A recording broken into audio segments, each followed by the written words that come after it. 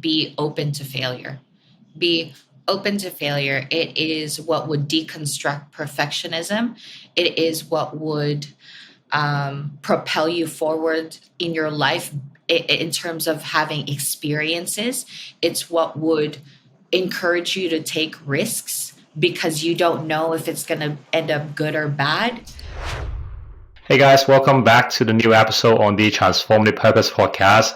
This is one of the episodes I've been looking forward to for a few months. I met Sarah a few months ago. We happened to be fostering the same dog from a close friend of ours for a few months. Sarah, good to have you. Sarah is a wonderful woman, brought up and raised in Hong Kong, has a son, and she's also the founder of Women of Hong Kong, a community that she's been trying to build since 2014. 8 years is a long time. Sarah, looking forward to our conversation. Would love to hear more about your story, how you have built up this community, this beautiful community that is blossoming in Hong Kong. And it would be great if you could sort of tap on your parenting journey and the relationship side of things as well. Welcome on board. Sure. Awesome. Thank you so much, Aaron, for having me. I mean, as I said before you hit record, this is going to be as spontaneous as possible. I've been excited and looking forward to speaking to you. And we just pulled the trigger. So thank you for having me. Awesome. Hey, Sarah, what's your story here? You're a Filipino mother, born and raised in Hong Kong. Tell us your story and what challenges have you faced personally?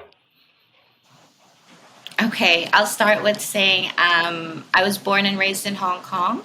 I had my parents who migrated from the Philippines, found jobs here, and tried to make it work for us. They were the first of our lineage to leave the Philippines and try to make a living elsewhere.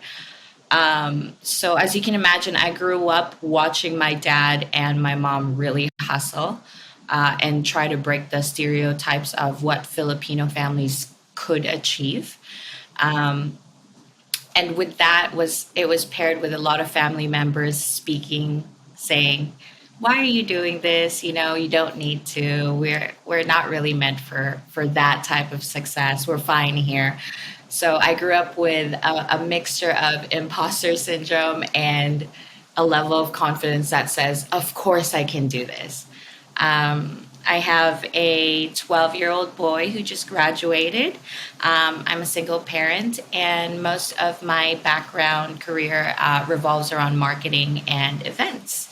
So sometime along the way of running marketing for clubs and restaurants, I came up with the idea of having a social group of women to just be able to connect with each other. And this was in 2014. So I didn't really do anything with the group except to take care of them. And, as a single woman that also likes to have social parties and engagements, I like to also feel safe. I like to feel like when I'm having a drink, I don't need to worry about date rape pills or getting approached.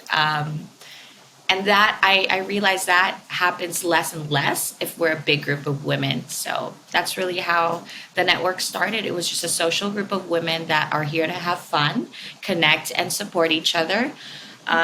We started out with 20 in 2014. And I mean, right now we're at 5,600, 900 in database. I can't even remember. That's the gist for you. No, that's beautiful. I'm sure through these years, you've seen different challenges and issues that women are facing, and it's good to see this community. And I guess you're using your experiences to help others that are in need. You mentioned about imposter syndrome and the different, identities that people are trying to tie you to, right? How did that affect Yes. you personally? I'm 32 today, and it wasn't until I was about 30 did I realize something like this exists in me. Being told you can't do this because of circumstances makes you want to convince yourself that there definitely is nothing wrong with you so that you can achieve things. So most of my later 20s, I was thinking there must be something in my personality trait that is holding me back. Um, but I was also in denial because, again, my mentality is do not fail because everyone's saying we will. So I've had red flags here and there. It wasn't until my 30s did I discover what imposter syndrome meant. And I was like, this sounds and feels familiar. But when you're in imposter syndrome, you're like, no, you're also in denial again. So it's a hard thing to detect. It's difficult to detect. Um, but I also that was also the time that I was learning to take accountability. I wasn't the greatest person to work with in my 20s. I was very assertive. I just wanted to get things done. I wanted to succeed. Being me, I felt like I always had to prove myself. So I was very, very headstrong. Therefore, accountability wasn't in the zone for me. So it was a big shift happened when I was 30, and one of them was imposter syndrome. I realized, I'm achieving quite a bit, but it's still never good enough for me. Or I'm thinking this is just luck, and I'm sure someone else is about to come around the corner tomorrow and they're going to do better, and enjoy it while it lasts. I had that mentality. Even though I was pushing through, there was just still parts of me that was like, "Ugh, this is yeah, you're getting lucky. This is cool, but enjoy it while it lasts." So you find yourself in this rat race, right? Um, how did you Yeah. see success before versus how do you see success now? I saw success before as everybody giving you a pat on the back, sending you comments, liking your stuff. We're in the age of social media. The more likes, that means I must be successful at something. The more comments, the more messages in my inbox, that means I'm doing something right. But that came from the behaviorism of validation. And I didn't know that then. I was on the rat race, chasing for validation, chasing for likes, chasing for the right angle of a photo to show that I'm successful. But internally, if I sat down and asked myself, do I feel like I'm successful? I'd say no. It doesn't feel like success. It feels like I'm painting a picture of success. That was me then. But why can't I grasp that feeling of success? I didn't understand it. And success to me now is understanding that whether it's results or how fast the network is growing, is that every single bit of improvement internally for myself as a person and as a person running the network, to me that's success. To me, saying like, you know what, I did the best I could today, it was productive, I had a successful day.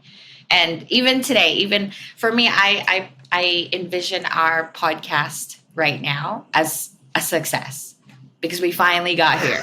So I have that. I definitely have a different mentality of what success is. It's the little things that you can be really grateful for, that you should show gratitude for, and that basically sums up success for No, me. it's beautiful and really grateful that you finally making the time to do this and overcoming your own little Yeah. imposter syndrome.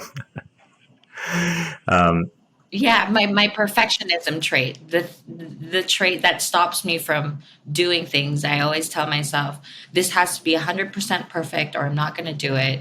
I need to be in the head zone or I'm not going to do it. But you know what? When we allow perfectionism to rule our lives, we actually get robbed of opportunities. We rob ourselves of opportunities it's interesting you to said that. learn, to just I had a experience. similar conversation with another lady, Christiane Ross, and we talked about professionalism Yeah. and how by being, I think that's a great way you put it, right? Being a perfectionist really robs us off from missed opportunities in life. Hey, I'm a parent myself. I got two boys. You mentioned you're a single mom. You got a beautiful son. I happened to meet him briefly in Mui Wall, uh, a couple of months ago. Lovely boy, right? How was your parenting journey? And how did your traits manifest, in sort of the parenting and the relationships?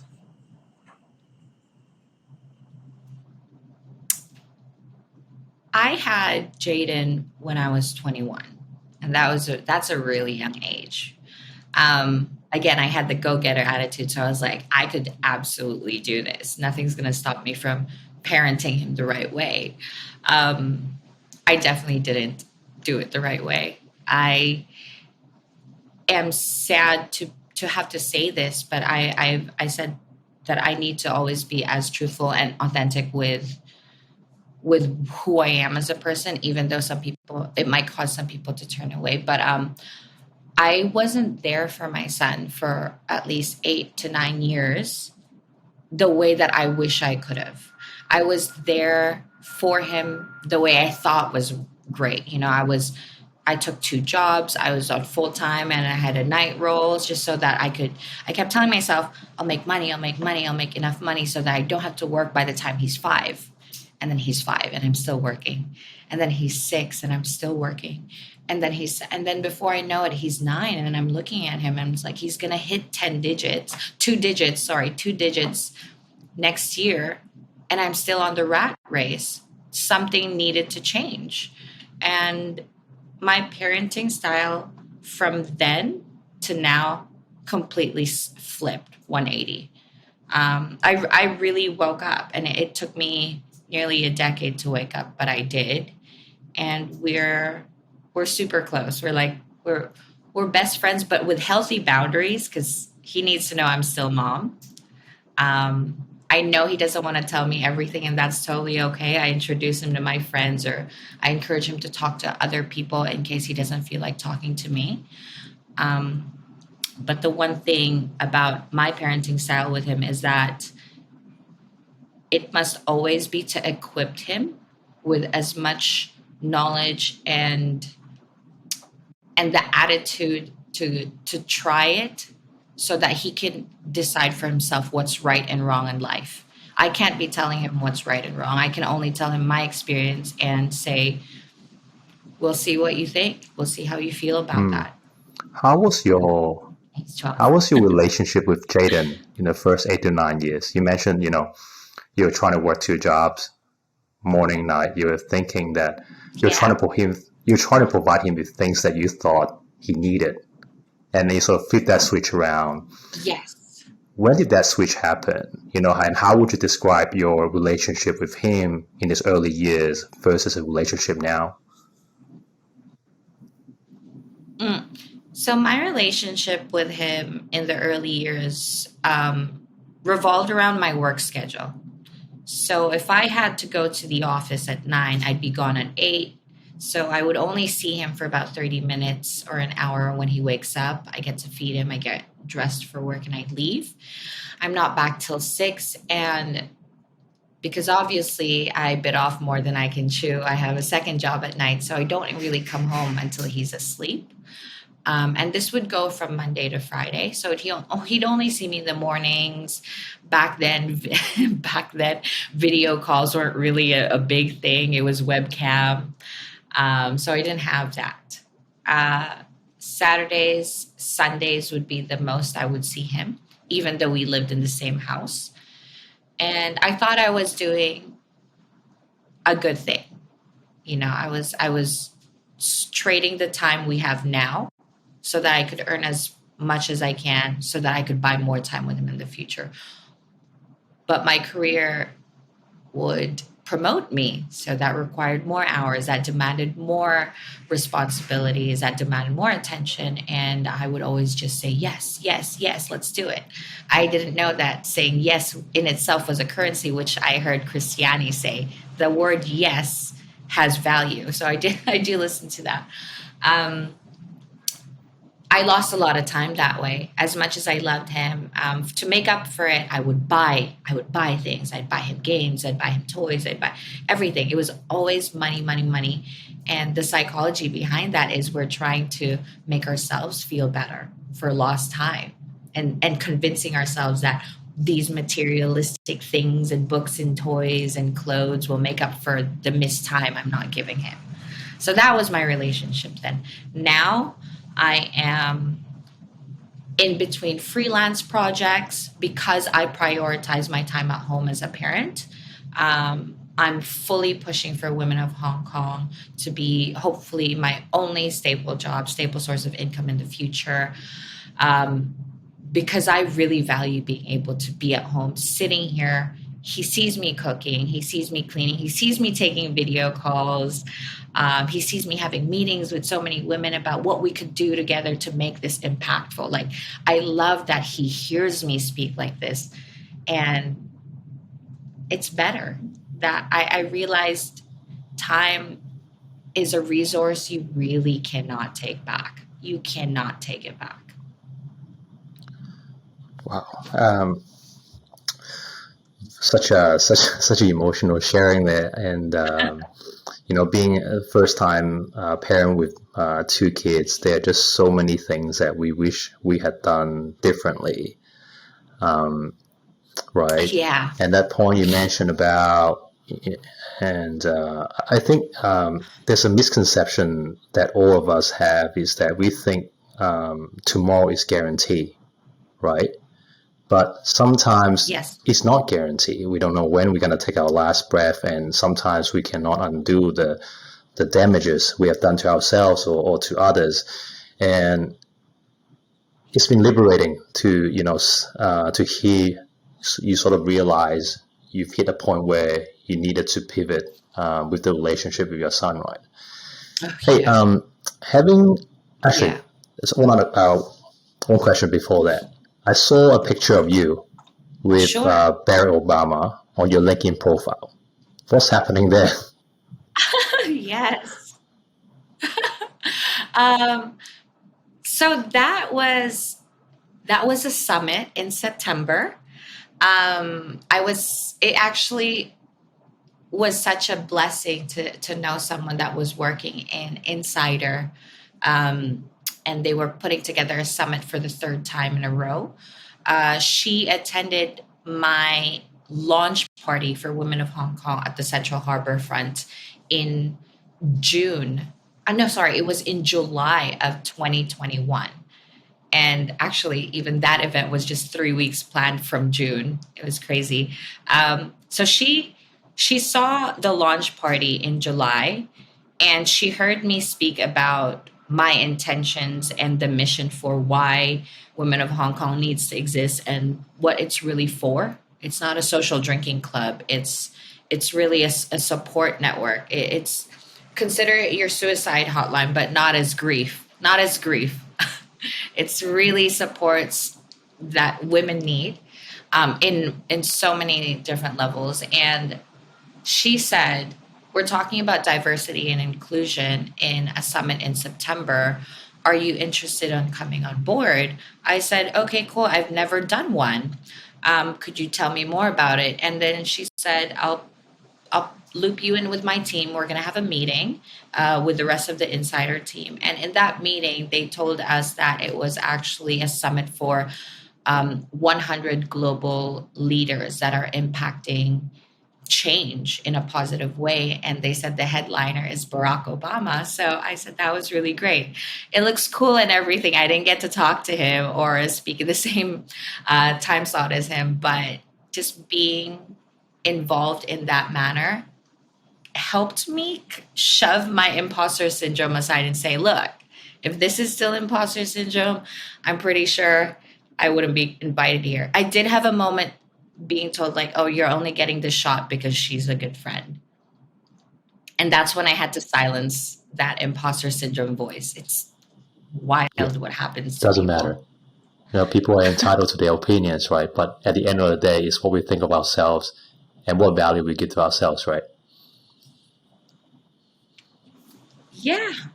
Yeah, Um, absolutely. I want to, So that yeah, was it. That was the and summit. just continuing that relationship discussion we've been having. And feel free, you don't have to answer this if you don't feel comfortable. But just last episode, Sure. actually no, the one before last, when I was talking to Gary, he's a corporate trainer in Hong Kong. He mentioned that at a young age, he as a boy he had to witness his parents going through divorces, and he didn't realize the impact that it had on him as a small child until later on, when he realized he was missing this sort of man figure in his life. How are you? How being a single mom? How do you handle that conversation with your son now?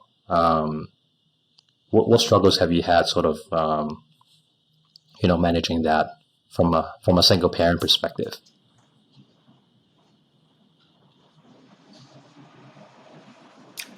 I like this question. I've never been asked it, so thank you. I have encountered these conversations with my son Jaden, where he asks me, "Where's my dad?" And I tell him, "He's in Japan. He's not here. He's he's not here." And that I was struggling just like right now because I'm trying to recall what I said to him, and I realized I didn't really say anything. But thankfully, he asked me when I was already in my phase of trying to rewire my learning, trying to really understand how I am. Um, so I look things up on Google. I listen to a podcast. I don't rely on my own knowledge. I need to always learn to figure out the right step to do is. And this is delicate. You don't just, push aside a question from a kid just because they're a kid. It might mean so much to them. And what you say in that moment is something they'll carry for a long time. And this is something we as adults kind of, assume, oh, it's just a kid asking a question. It doesn't mean anything. But I remember when I was a kid, I asked a simple question and it stayed with me until my adult years. And I didn't really think much of it, but it shaped my belief system. So I know that what I say to my kid will shape his belief system. I better take some effort and care. So I went back to him a couple weeks later. I was like, "Hey, buddy." It's like, "Hey, mom. Remember when you asked me about your dad?" And he's like, "Yeah." And he's 10. He was like 10 and a half. I was like, "Well, do you see that sometimes mom has some conflict on the phone with friends?" And he's like, "Yeah." And I was like, "Do you have conflict with your friends?" He's like, "I do." It's like, "Do you still like your friends?" He's like, "Some of them." I'm like, "That's the ticket." Me and your dad used to like each other, and it didn't work out. We had a lot of conflict, and the amount of conflict we had wasn't healthy because we wanted you to also feel like you were in an environment where you could grow and not feel afraid of parents fighting. So we made a decision that for now, you're with me, and we're just going to take life one step at a time. And this was when he was 10. I don't know how much of it he took away, but I hope he took some of it away. And he's 12 now. So last year, before I'd say middle of being 11 years old, he asked me again, "Is my dad in Japan?" I was like, "Yeah." It's like, "What's he doing there?" And it's like, "Just like me. You see, mom, you see me, I'm trying to figure myself out. I'm studying psychology. I'm looking at self help videos, and he watches too. I think your dad is doing the same thing." It's like, "Oh, okay, cool." So I've learned that it's best to be honest with boundaries with your kid. And the honest truth is, me and his dad, we're not in the greatest of terms, but I'm not going to say that. He doesn't need that part of the information. He doesn't need to hear that we're not going to work out for a very, very long time. He just needs to know that it didn't, and we're still all in a good space. We're finding ourselves in our space. And for a child, the last thing you should do is create that conflict in their mind that their other parent is the bad person. Even if they are, you should not do that. It's your child's mentality. It's a selfish act because you're trying to get your child to side with you. Yeah. I wouldn't do that to my kid. Oh, and while you're sharing that, I had a similar experience sort of growing up. My parents were always in conflict. And the point you mentioned about we need to be so conscious about what we say because it's going to shape their belief. That is so true. Yeah. How Yeah. we, Yeah, mine too. I love my parents, but they were in constant conflict, and that's just years of generational beliefs, generational behaviorism. Like it's probably what they also saw with their parents, and how they handled the situation was what how they watched their parents handle the situation, and that's okay. I just believe we know better now. We have the power to shape future generations based on even this yeah. conversation that you and I are And having. the point you mentioned about those little talks and never speak badly about the other partner, that is so important because that also can shape up a lot of their beliefs and a lot of the preconceived Mm. notions once they've become grown up. Yeah, I can't agree more with what you just Yeah. shared, and I'm really glad that you are getting open and vulnerable about these advices and personal experiences, because these questions are tough, right? Yet at, at work we rarely talk about it, Yeah. right? When you see a friend, we just ask them, "How are you?" Right?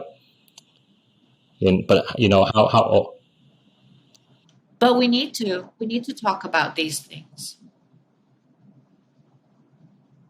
Not enough people talk about it because it's uncomfortable. As I'm saying it, it feels uncomfortable, but when you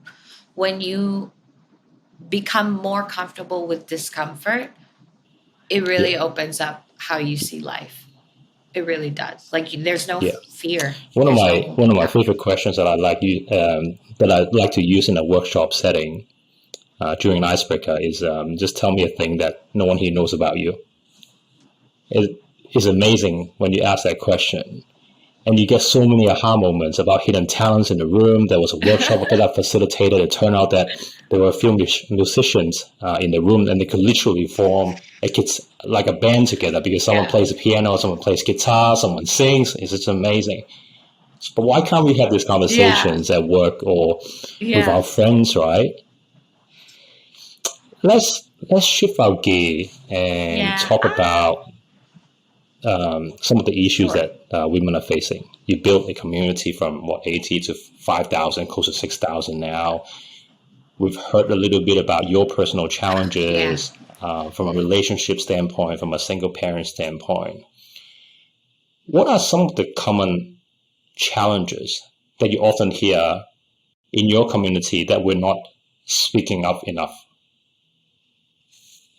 And how could men develop that empathy and Hmm. support women a bit more with things that we don't know? Okay. I'm going to hold on to these questions. Just to rattle off what I've seen in the chats and what I've seen women discuss. One of them would be menstrual leave. We're told to use our sick leaves for a monthly cycle that is out of our control. It's not like it's an illness. It's not a sick leave. It's just we can't focus, or some of us have a really uh, bad stomach ache, or you just don't feel in tip top shape to go to work. You need to lie down and rest.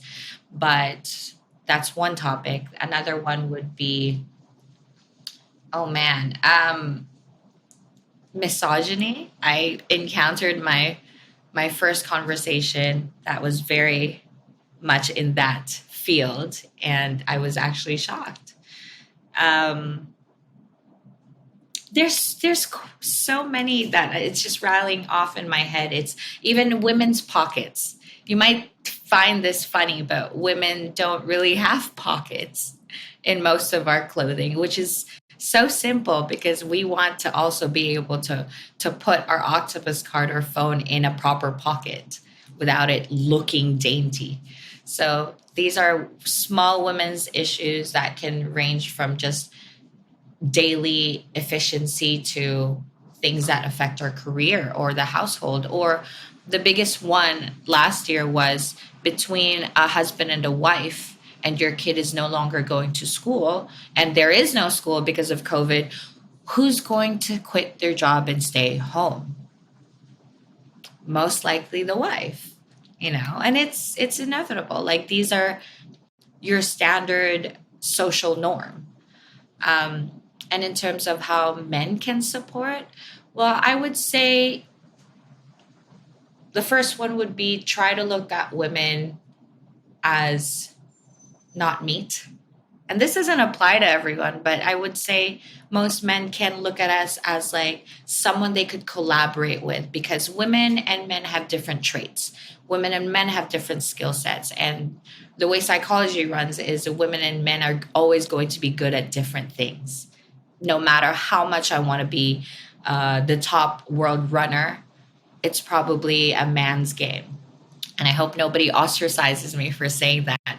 What I'm trying to say is that if men can see women as a collaborative force, your companies, your families, your personal growth, you'll reach phenomenal new heights, because it will only complement you. Just like how I see a man helping us for Women of Hong Kong, I see that as a big compliment, because there are things that we won't be able to achieve or run or, to even think of aiming for without considering a man in the professional field. So it really varies. I hope that answers your No, not at question. all. I felt like I went You on a did. tangent there. 8 years building up a community is not an easy thing to keep up that commitment. And you mentioned some examples of, I guess, some of the surprises that you found, building up this community, right? What role do you and the community play when those things Yeah. pop up, right? Do you let the community to sort of evolve and just help each other, give support and answer those questions? And when does it become too much? Because I'll give you a practical example. We all have different social media groups. And sometimes I would see parents taking pictures of their children because they have certain illnesses, and they're asking these forum members about, hey, does this look like chicken pox?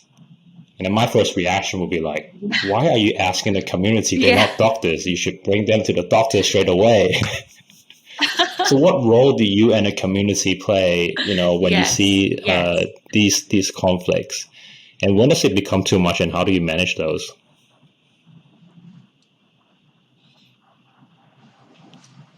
Luckily for us, we have doctors in the chat group too, so they're able to advise. My role in the network is moderation, and I would say I'm the construction worker that just continues to build the bridges. Um, to answer your question, and one thing that people don't know about me, but now they do, is that I am a tech nerd. I love coding websites. I built the website. I love constructing things online, such as automations, to simplify processes for people, to increase on their user experience. So what I really do is I always ask, how can I improve something in a digital level so that the members can get the most out of this, whether it's asking a simple question or finding the right business, and so on and so forth. So really, I sit here and I watch everybody's conversations and make sure, first and foremost, that people are respectable. That's priority to me. I do not mind or care if people have opposing views, as long as you are respectable. You're respecting somebody else's opinion. And if somebody has an answer that completely offsets the one that you just gave, you should not feel offended. It's an open field. And the other question where you said if somebody starts throwing, photos of their kids and chicken pox, before I get to, somebody always jumps in and say, hey, make sure you also check with a doctor as soon as possible. But this is my experience, though. But please go check. And then they'll start sending recommended doctors as well. I was like, oh, I did experience that too. So here's the guy that I spoke to. And they'll be honest. They'll be like, he's a little bit pricey, but he's worth your time. And this one's cheaper and it's closer to you. So that's what happens when somebody asks a question.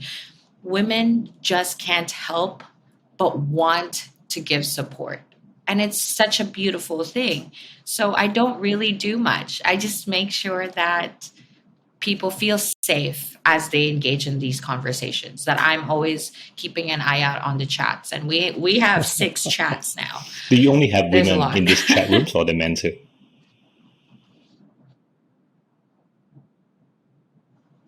Women only for this chat group, but we have a news and updates chat where no one can post, but men are allowed to join.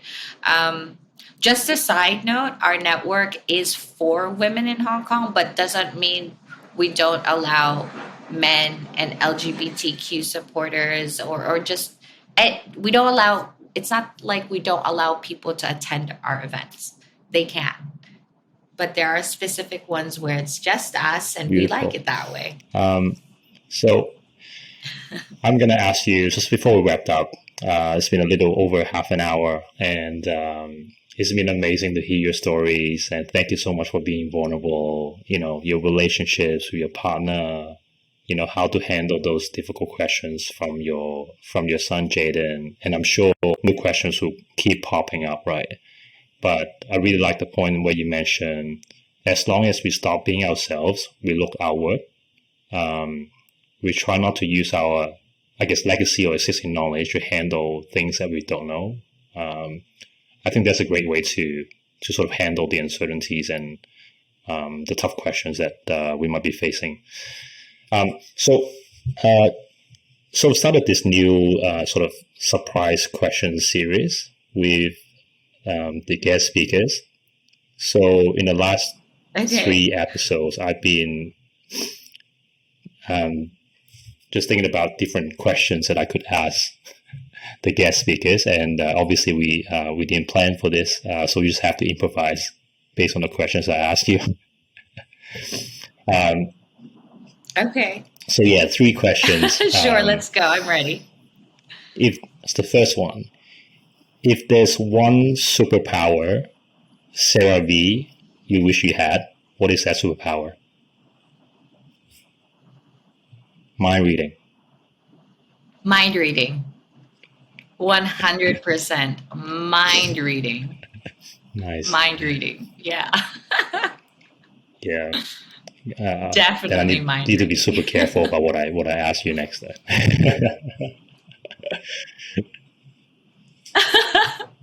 Only because I really would like to understand how people can get help or would like to be helped. Because sometimes we're too afraid to be so upfront with our needs or even ask for what we want or need in the moment. I want to be able to read your mind. I want to know your intention without you telling it to me. It's interesting you mentioned that. So we could figure it out. I came across with a research yesterday, and I think it was by an economics professor. Her name is Linda Babcock. And then she mentioned in one of the studies that she did, where she looked at a group of graduates who had the exact same qualifications, same background, and who had completed a negotiation strategy course. 57% of men actually negotiated on their starting salary, as opposed to only 7% in women. So traditionally, I think men ask a lot more than women, right? Yeah. Second question. Yes, what is the one absolutely. life lesson you wish to teach your son, Jaden? Could be something that you taught already or something you haven't taught yet.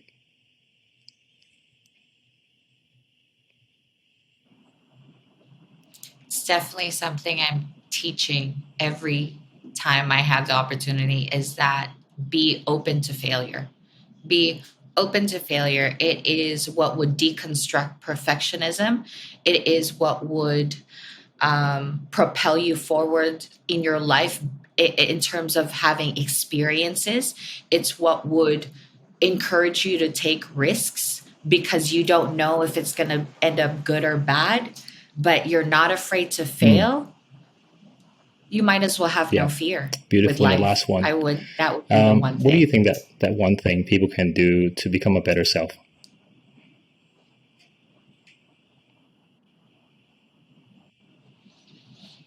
Exercise self awareness, because we won't ever be perfect people. But when you exercise self awareness in moments where you might have regret, you could say, oh, I'm definitely going to try not to do that again because I don't like that version of me in that moment. But I also forgive myself for being that way. Now, with the knowledge I have, I'm going to switch it up the next time this occurs. Self awareness in terms of forgiveness, patience for oneself, um, knowing that you don't know everything. The moment you know that you don't know everything is the Terrific. moment It's where like you you're planned for open these to the world. questions. Seem to have a really great answer for everything that I asked you. Oh Hey, no, I Sarah, really didn't. true honor to have you on the show here. Thank you so much. I know you Thank have a you. busy schedule, not only to, I guess, manage your work, there's also a son you got to look after, summer holidays. So I truly, grateful and thankful for you taking your time out. Beautiful conversation. Thank you for sharing all the, beautiful memories and the moments that you've Yes. had, whether it's with your Yeah. colleagues, your son or your ex-partner. I'm sure the listeners going to love this episode. Not at all. Thank you for pushing me. Oh, I hope so. But honestly, Aaron, thank you for pushing me. I was having, my perfectionism just kind of sneak in, but you were just like, let's just do it. I was like, okay, Yeah, pushing is a let's good word. go. Maybe it Let's was do it. partially my part getting frustrated. I really want to get this episode done with Sarah V. Yeah, me too. Me too. All right. Thank you so much, It was Sarah. good. I'm Take glad it care, and I'll happened. speak to you soon.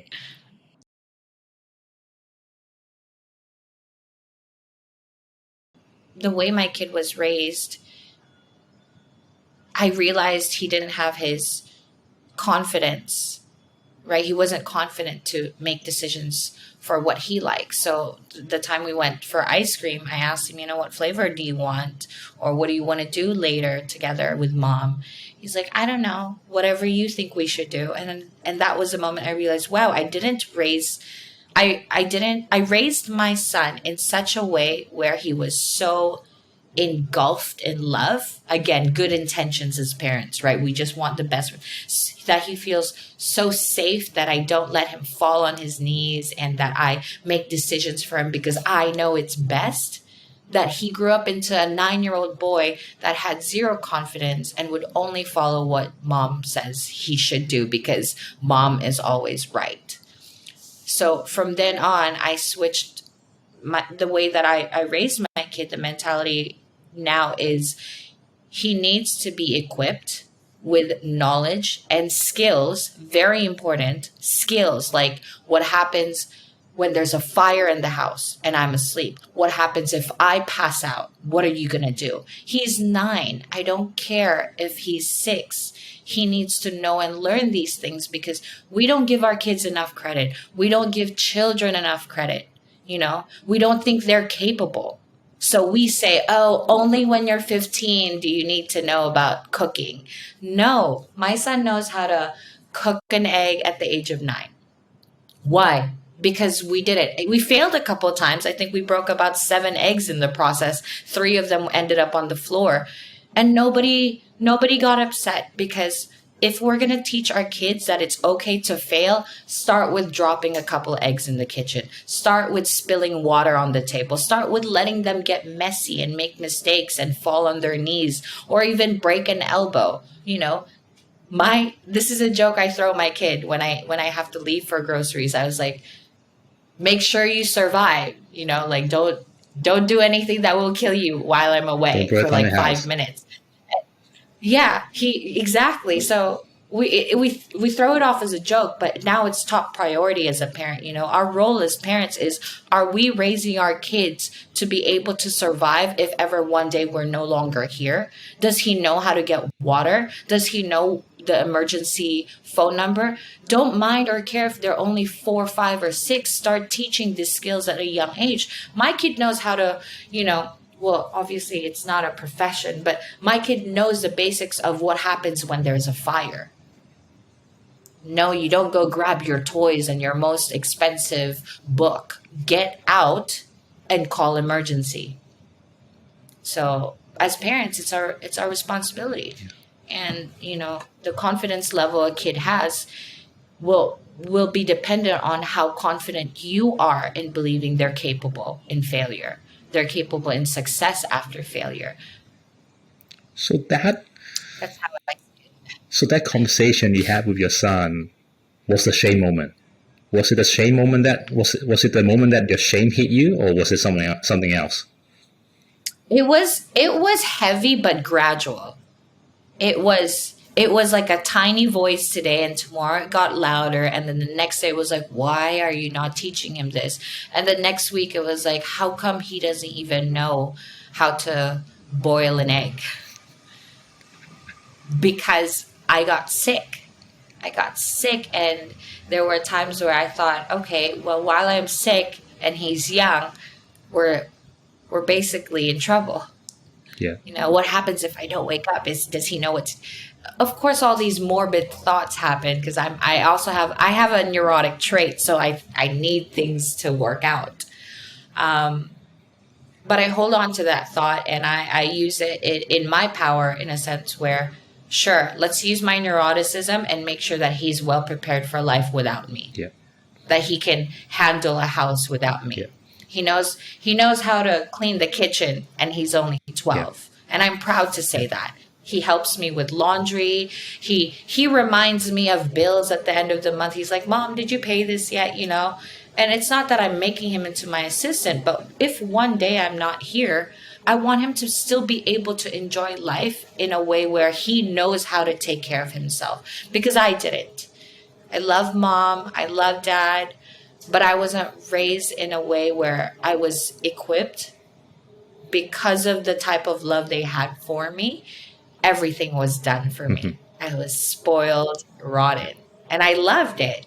But being spoiled at the age of 12 versus 27, you can't throw a tantrum at the age of 27 in public. Yeah. You know? You throw it privately. But when I was a kid, exactly. It's horrible. Things like emotional regulation, not really being taught in school. I wish I knew how to emotionally regulate myself if things didn't go my way, to emotionally regulate myself if I got fired, right? Is it the end of the world? Or like, example, if when I found out my old partner cheated on me, how did I emotionally regulate myself? I didn't. I went to drugs. I went to alcohol. I went ballistic because I wasn't taught these skills that would have been very helpful if it was given to me either by parents or by teachers. You hit a very important point just now is what children can't see, they can't do. I forgot who said this. I mean, on the one hand, we're trying to teach our kids about emotional self-regulation. But on the other hand, sometimes kids, when they see adults getting frustrated or screaming at kids for not doing something, they also learn from us. Yes, absolutely. Yeah, so I think you hit a very important point that I think to nurture the environment for kids, right, often it starts with the parents. And kids, they're just a sponge. Mm-hmm. They absorb what's given in the environment. They're just a sponge. And they're a mirror of the parents. Yeah. So before we accuse and blame the kids, I often advocate, look within ourselves first. What are their behaviors telling about you as a parent? If you want them to change yourself first. Exactly. And that was my wake-up call. If I wanted to change anything for my kid, I have to start with myself. And I shouldn't want to change myself for him I should want to change myself for me first. Because what happens when my kid is 18? Do I stop changing myself? Of course not. Like, there is value in being the best version of who you could be during the lifetime that you have right now. And why not make the most of it? I think somebody had said something about kids mirroring, is that the way they are outside of the house is based on how they were treated in the house. Bullies come from, not because your parents are bullying you, but because you're constantly being dismissed, and you don't really get to spend time with your parents, so you're silenced. So outside of the house, you want full control because you don't want to feel silenced anymore. And that's how bullies are created. It's not because the kid is just a bad egg. No, it's because maybe we missed out on something. We missed out on Sunday playtime with them, or that we're too strict on how often they can watch TV. And I'm not saying let your kid watch TV for 10 hours, but is there really harm in an hour a day? Let them have a bit of dopamine from there while you tell them to go outside for 2 hours. Even the playing field, but consider how their brain is working, because they're being shaped. Those are the most important times of their lives, to be shaped into into an adult human being that's capable of work, of play, of creativity, of love. And it comes from the younger Yeah. years. And that's my And I think all experience. parents should listen to this, even if you're not. We got friends that are parents. They should listen to these nuggets. I have this saying, which I believe in. I think children are born to love Yeah. and create. They are learned and taught to develop. To Yeah. destroy and hate. Yeah. Kids don't see color. They don't see skin color. They don't, these things, even racism, are taught to them, whether it's directly or indirectly. And that's why even YouTube videos, things that are playing as we give them the iPad, take an extra hour of your month to curate a playlist for them. Watch them, skim through the video, make sure it's not talking about, like, oh my gosh, this person has dark skin tone, so they must be from blah blah. Eradicate these things. Equip them to understand the world properly, and then throw them out. But I'm not saying toxic positivity, because you need to get them ready for the pain in the Yeah. world as well. So we're not trying to shield them, but don't let them spend 2-3 hours watching screaming girls complain about boyfriends while they're only Yeah. 6 years old.